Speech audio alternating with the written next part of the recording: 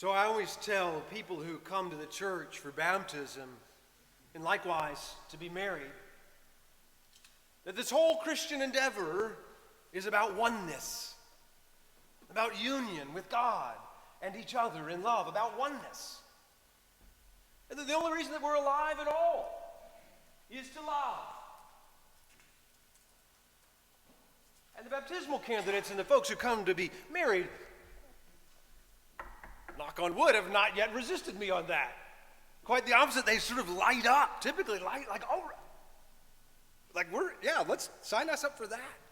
But sometimes people around the edges, not Joel, but people around the edges say, oh, Hendree, come on, not about oneness and love again. To which now we can all say, well, don't tell Jesus, because my man, did y'all listen to how many times is one? Jane knows. One, he says, one, that they may be one, that they may be one, that they may be one. One. Why? For love. No, it's the farewell discourse. Jesus says that they may know that you love them like you love me, that our love may be their love, one, one, one. Anyway, I just feel good that Jesus and I agree on that. I learned it from him. In fairness, I learned it from him. I learned it from him. And from you. Because you live it.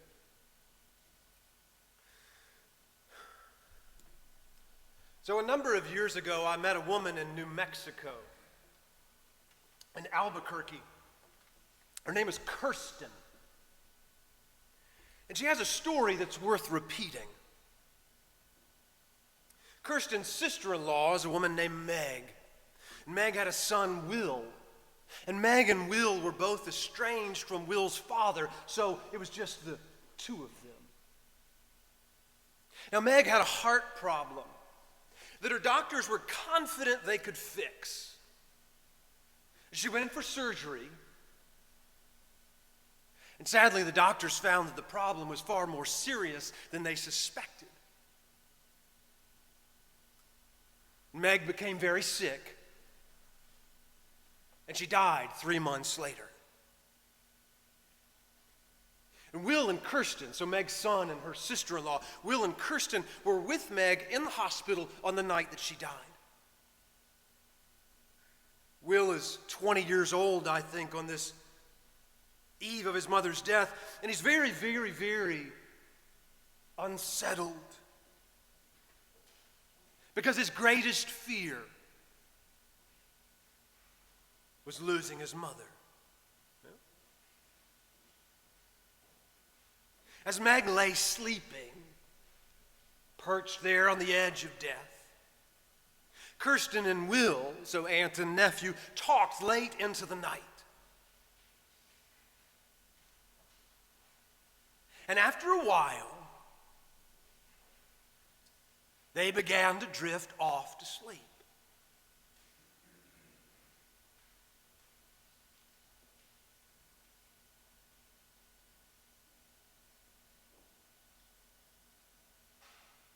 Now, Kirsten was stretched out on the floor between two of those hospital room chairs. The sound of the machines Meg was hooked to whirring and beeping and whistling above her head.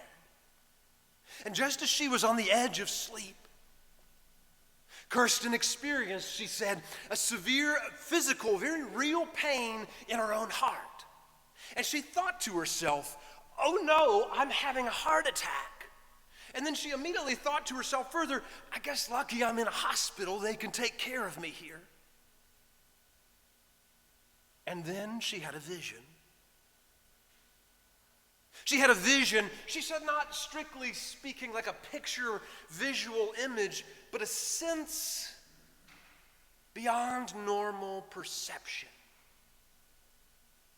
In Kirsten's vision, she sensed Meg and God in relationship with herself, and Meg saying to God this single sentence: I'm not leaving until you put enough love in her heart for my son.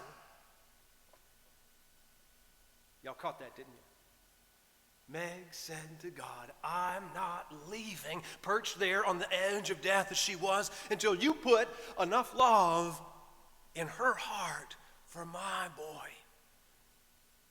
Kirsten said she had this image. It was very real, very visceral, and that she cried out in the dark of that hospital room. She cried out to both Meg and to God, I can't take anymore. I'm in so much pain, she cried. I can't take anymore, she said again. I've got enough. I've got enough. I'm in so much pain, but I've got him.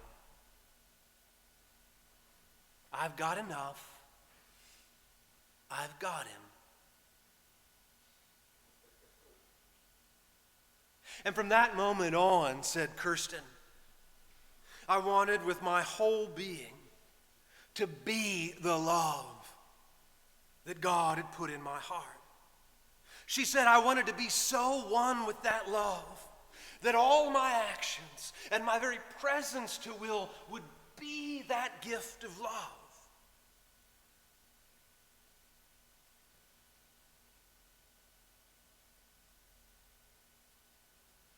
Y'all, I can't think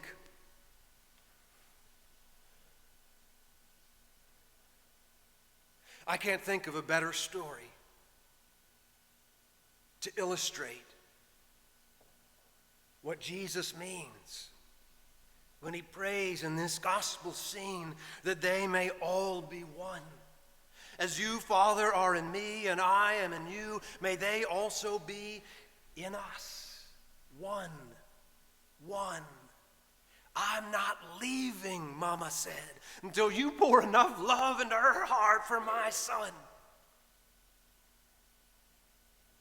And this is not simply sentimental, sweet, sort of chicken soup for the soul. No. There's great cost, isn't there? There's great cost to consenting to be a conduit of God's love. Kirsten said later, there's no replacing one's mother. I mean, that's not a thing. There's only trying and failing, she said. There's only trying again and failing again. There's only trying and failing. There's only falling down and getting up. There's only loving in our best, most broken way, praying that God will love through us. And trusting that God will in the end hold it all together. One.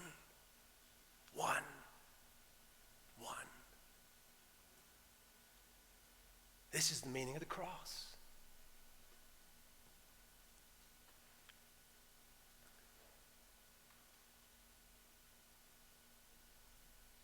After the tragedy in Uvalde, I heard from a lot of teachers.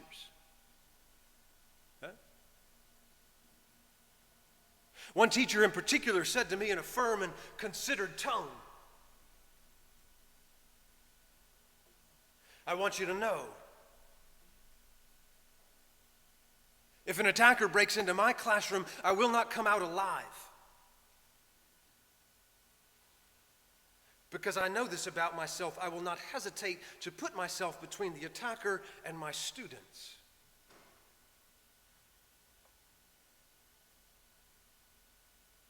That is the ferocity of God's love embodied in the actual body of one who understands what Jesus is trying to teach us when he prays that they may be one as we are one.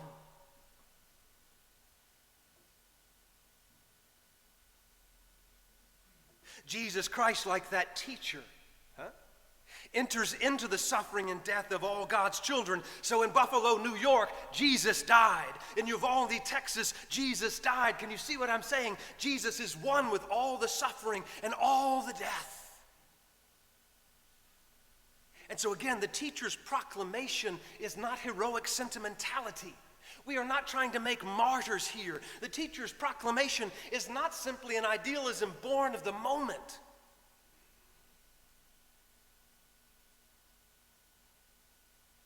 It is her broken mortal truth. Did y'all hear what I just said? It is her broken, mortal truth, born from her desperate fear that her students would suffer alone. And she knows, like all of you know, when you think of the one you love the most, she knows that she is likely powerless to save them should the worst happen. But she knows also that she has the power to join them by becoming one with them in their suffering, even unto death. We are not trying to make martyrs here. I pray God none of us ever runs into that. What we're saying is this is what it means to love your neighbor as yourself. Not love your neighbor a lot. Not hope for your neighbor what you hope for yourself. Love your neighbor as yourself, as an extension of yourself. So you are not other than your neighbor. I am not other than Joyce. I am not other than Misty. I am not other than Terry. I am not other than Kathy. I am not other than the Johnsons. I am not other than any of you. We are not other than each other. We are one. This gets concrete when we join each other. Oh, doesn't this light you up? In each other's suffering. Somebody said, that doesn't sound cheery. It's the best thing because it's the only thing. This is the meaning of the cross. This is the glory of God. This is oneness.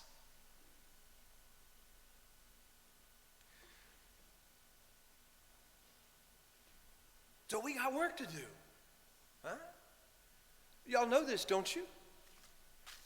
We are the living. No, I don't think so. Any dead people in the room? No, everybody's alive. We who remain among the living have a single purpose: to be love. Our job is to love with reckless abandon.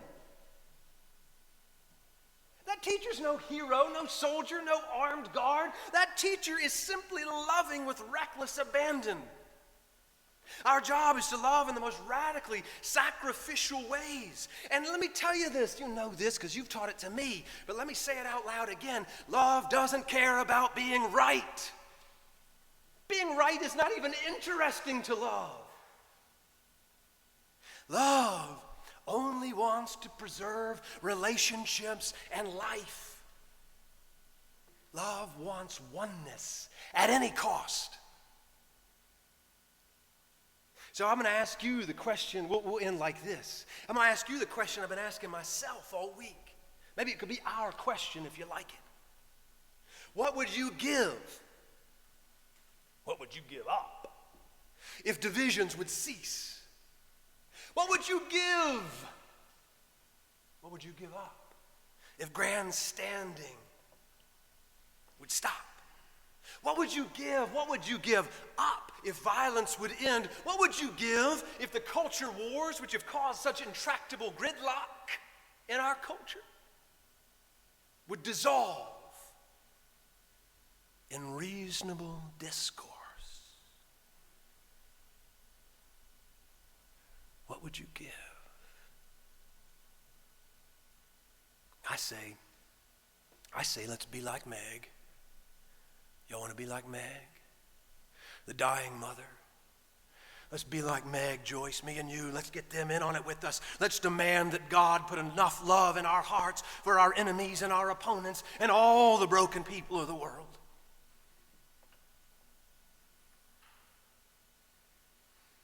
Boy, I'm tired of the shouting, aren't you? Huh? I'm tired of the shooting, aren't you? I'm tired of the deficit of love in the public arena, aren't you? And I'm convinced only love will save us. Only sacrificial love will save us. I'm convinced of that. Aren't you?